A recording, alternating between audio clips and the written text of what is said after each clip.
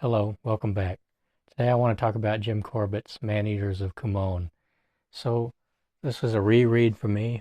I first read this about 10 years ago, I guess, and I really enjoyed it at the time.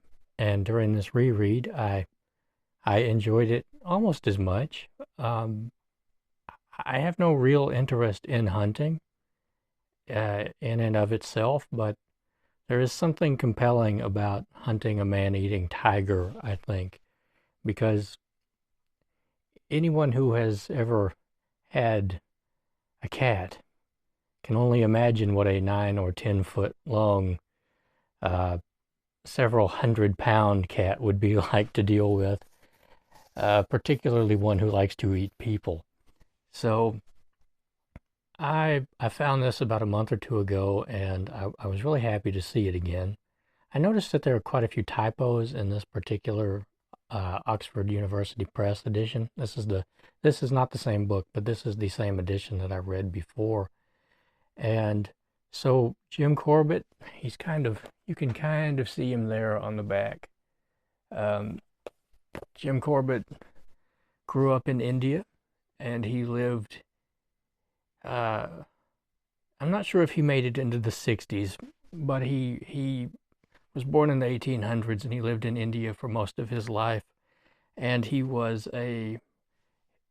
actually had a very interesting life. I'm not exactly sure what he did during the First World War, but he did form some kind of company, and he dealt with logistics of some sort I believe, in France during the First World War. He had been he had worked for a railroad company doing organization of transporting goods, from what I remember. And he was also a big game hunter, and he was a noted hunter. And in India, there were many man-eating tigers, some of whom had been eating people for years. And so in the I believe in the early 1900s, or maybe after the Great War, he was asked to come to I think it was Champawat, which I'm not sure exactly if Champawat refers to a region or a village in India, but it is near the border with Nepal. And he was asked to come and hunt this tiger, and he went and he hunted this tiger, and he was successful. And some of these hunts took weeks and weeks. Sometimes he had to go back over a period of weeks for years. And this book is all about his encounters with these tigers, with the people of India, near death experiences. He talks about some of the people who were killed and eaten by these tigers. He talks about the very brave people that he met, and he loved India. He loved Indians. He loved the wildlife of India, and it just comes through so clearly in this book. And so I can really think of no better way to give you a really good introduction to this book than to read Jim Corbett's first encounter with his first man-eating tiger, the Champawat man-eater. Now this is a little bit graphic because he is going after this tiger right after she has killed a victim and is carrying the body through the woods. So be prepared for that. Beyond the nettles, the blood trail turned sharply to the left and went straight down the very steep hill, which was densely clothed with bracken and ringles. 100 yards down, the blood trail led into a narrow and very steep watercourse, down which the tigress had gone with some difficulty, as could be seen from the dislodged stones and earth. I followed this watercourse for 500 or 600 yards, my companion getting more and more agitated the further we went. A dozen times he caught my arm and whispered, in a voice full of tears, that he could hear the tiger, either on one side or the other, or behind us. Halfway down the hill we came on a great pinnacle of rock some 30 feet high, and as the man had by now had all the man-eater hunting he could stand, I told him to climb the rock and remain on it until I returned.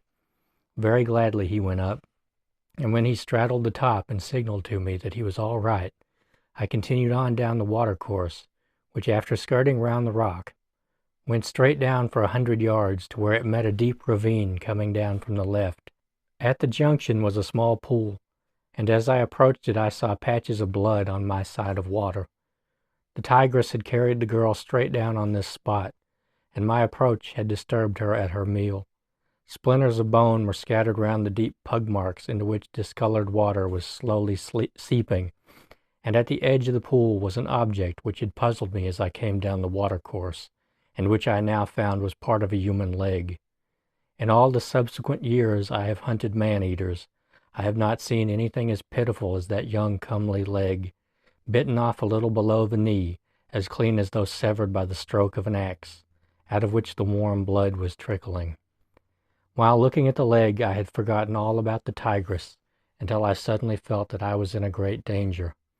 Hurriedly grounding the butt of a rifle, I put 2 fingers on the trigger, raising my head as I did so, and saw a little earth from the 15-foot bank in front of me come rolling down the steep side and plop into the pool. I was new to this game of man-eater hunting, or I should not have exposed myself to an attack in the way I had done. My prompt action in pointing the rifle upwards had possibly saved my life, and in stopping her spring, or in turning to get away, the tigress had dislodged the earth from the top of the bank. The bank was too steep for scrambling, and the only way of getting up was to take it at a run. Going up the watercourse a short distance, I sprinted down, took the pool in my stride, and got far enough up the other side to grasp a bush and pull myself onto the bank. A bed of strobilanthes, the bent stalks of which were slowly regaining their upright position, showed where and how recently the tigress had passed, and a little further on, under an overhanging rock, I found where she had left her kill when she came to have a look at me. Her tracks now, as she carried away the girl, led into the wilderness of rocks, some acres in extent, where the going was both difficult and dangerous. The cracks and chasms between the rocks were masked with ferns and blackberry vines, and a false step, which might easily have resulted in a broken limb, would have been fatal. Progress under these conditions was of necessity slow, and the tigress was taking advantage of it to continue her meal. A dozen times I found where she had rested, and after each of this rest the blood trail became more distinct. This was her 436th human kill, and she was quite accustomed to being disturbed at her meals by rescue parties, but this, I think, was the first time she had been followed up so persistently, and she now began to show her resentment by growling. To appreciate a tiger's growl to the full, it is necessary to be situated as I then was, rocks all round with dense vegetation between, and the imperative necessity of testing each footstep to avoid falling headlong into unseen chasms and caves. I cannot expect you who read this at your fireside to appreciate my feelings at the time. The sound of the growling and the expectation of an attack terrified me at the same time as it gave me hope. If the tigress lost her temper sufficiently to launch an attack, it would not only give me an opportunity of accomplishing the object for which I had come, but it would enable me to get even with her for all the pain and suffering she had caused. The growling, however, was only a gesture, and when she found that instead of shooing me off, it was bringing me faster on her heels, she abandoned it. I had now been on her track for over 4 hours. Though I had repeatedly seen the undergrowth moving, I had not seen so much as a hair of her hide, and a glance at the shadows climbing up the opposite hillside warned me it was time to retrace my steps if I was to reach the village before dark. The late owner of the severed leg was a Hindu, and some portion of her would be needed for the cremation, so as I passed the pool, I dug a hole in the bank and buried the leg where it would be safe from the tigress and could be found when wanted.